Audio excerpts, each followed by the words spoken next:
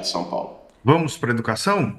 Candidato, o senhor fala no seu plano, o senhor tenta enfrentar a questão da alfabetização na idade incorreta. Aliás, desculpe, as escolas por tempo integral. O senhor diz que vai ampliar para todos os estudantes.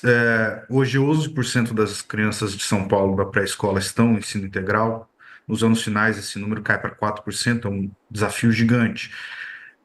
Como é que o senhor vai fazer isso? Porque envolve a construção de escolas, ou ao menos a inauguração de novas escolas, num cenário da cidade muito difícil de arrumar terreno, de conseguir lugares para construir, especialmente nas regiões que mais precisam. Como o senhor pretende conseguir isso? Com que dinheiro? Vamos lá, Fábio. Mais uma vez, nesse caso, o problema não é exatamente de dinheiro, é um problema operacional. Nós fizemos cálculos para as EMEFs e EMEIs na cidade de São Paulo, é em torno de 7 bilhões. Sobretudo, a maior disso é investimento, tá? O custeio é menor, mas a maior parte disso é investimento. Esse dinheiro tem. Aliás, hoje o problema da cidade de São Paulo definitivamente não é falta de dinheiro, é falta de prefeito, é falta de uma gestão eficiente. O problema é operacional, como você mesmo mencionou.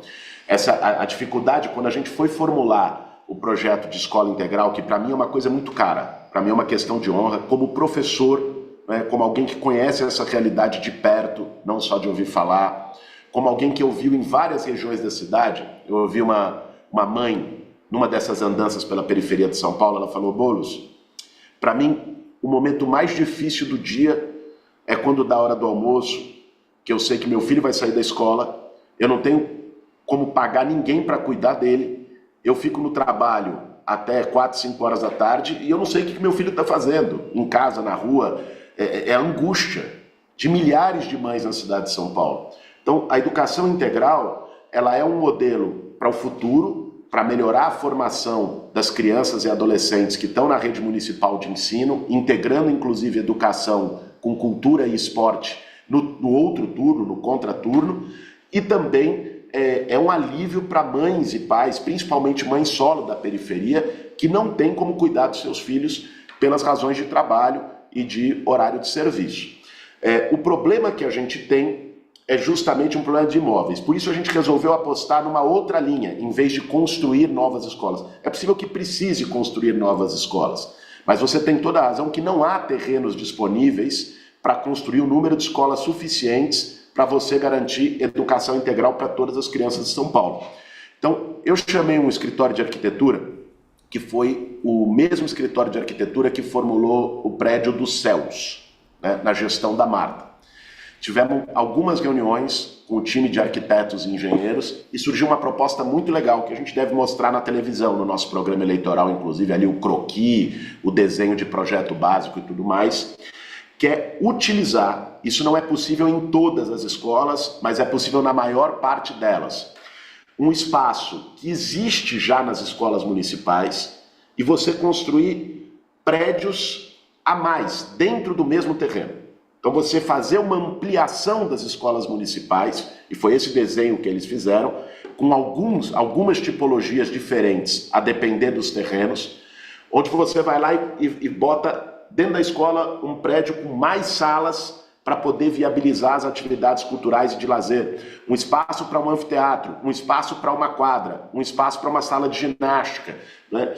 Dentro da própria escola, utilizando melhor o potencial construtivo dos terrenos onde já existem as escolas municipais.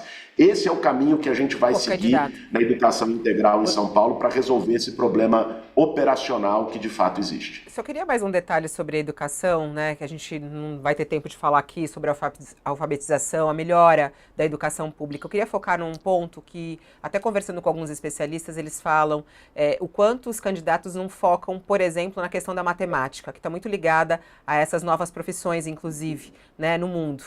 Eu queria saber, candidato, como é que o senhor pretende colocar a matemática como um eixo central no processo de ensino-aprendizagem aqui em São Paulo, diante da dificuldade e do péssimo resultado que existe hoje na rede municipal em relação à matemática. Tem alguma coisa pensada específica para os professores, para os alunos, né? No seu plano de governo não tem nada sobre isso.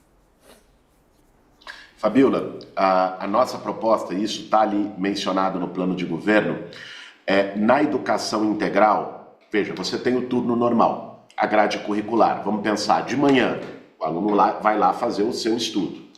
De tarde, é integrar isso com atividades culturais, esportivas e de reforço escolar. É aí que vai entrar, sobretudo, um reforço direcionado para português e matemática. Não só matemática, mas a língua portuguesa tem sido um problemão. Vocês mesmo noticiaram a piora da alfabetização na idade certa de maneira crítica na cidade de São Paulo, do 2º ou 3º lugar para o 21º na gestão do Ricardo Nunes. Então, tocar num reforço escolar para aquelas crianças e jovens que precisem, em português e matemática, nas operações matemáticas essenciais, em língua portuguesa, em capacidade de interpretação de texto, é um dos focos do nosso programa de educação integral, né, como o contraturno junto com atividades culturais e esportivas. É nessa linha que a gente pretende fazer.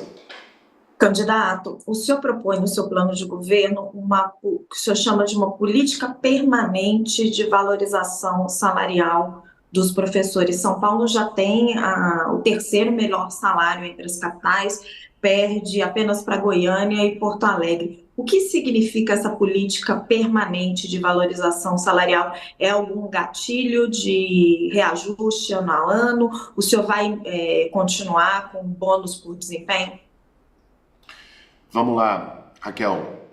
O que se adotou nos últimos anos na cidade de São Paulo, os servidores públicos que estão escutando a gente, os professores sabem muito bem disso, foi a famigerada política do 001, tirando alguns anos onde houve reajuste real. O que é o 001? Era congelamento salarial na prática.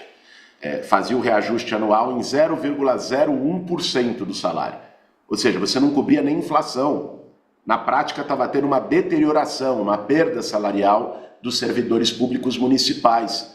Porque, vamos supor, se a inflação no ano deu 5%, né, e você não tem um reajuste de 5%, o que você tem é uma perda real do salário.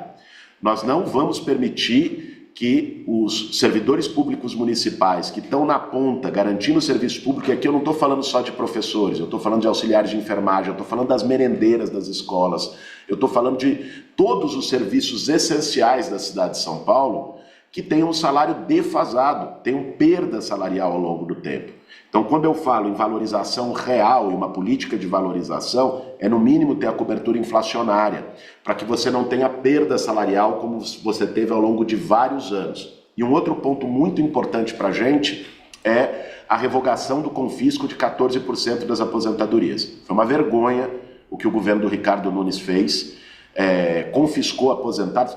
Você imagina uma pessoa trabalhar, uma mulher trabalhar como merendeira numa escola, se aposenta ganhando R$ 1.300 ou R$ 1.500, e aí chega, depois dela ter contribuído a vida toda para a Previdência Municipal, chega depois que ela se aposentou, já contribuiu, tem uma decisão que corta 14% da aposentadoria dela, o que seria ali quase R$ 200. Gente, isso faz a diferença para pagar aluguel, para pagar as contas, para comprar remédio. Por isso que a gente vai revogar essa crueldade do confisco dos 14%. Não existe serviço público valorizado sem servidor público também valorizado na ponta. O senhor falou em aluguel.